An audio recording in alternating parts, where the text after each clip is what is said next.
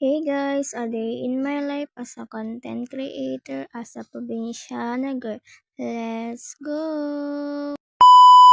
Hi mga be, for today's videos ay magkukuking vlog muna tayo today. So, ayan mga be, nabattle ko na yung tatlong itlog na binili ni ate ko kanina.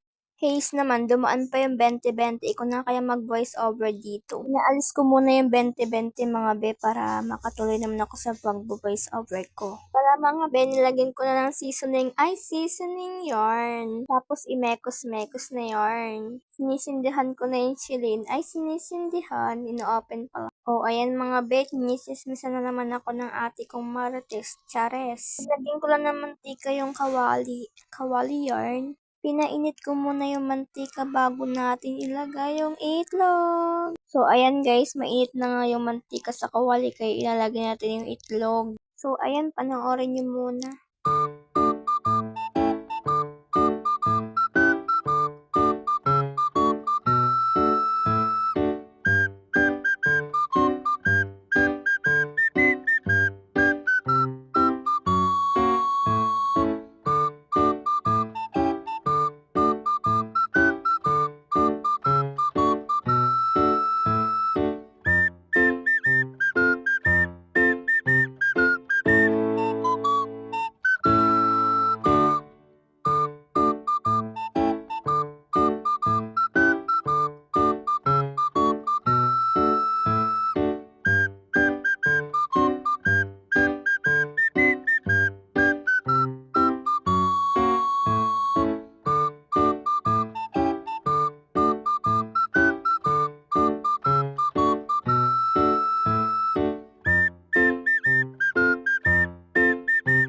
So, ayan guys, nilagyan ko na ng mga rekado niya at imemekos na natin yan insan. Dito na po nagkatapos ang video. See you on my next vlog. Bye-bye!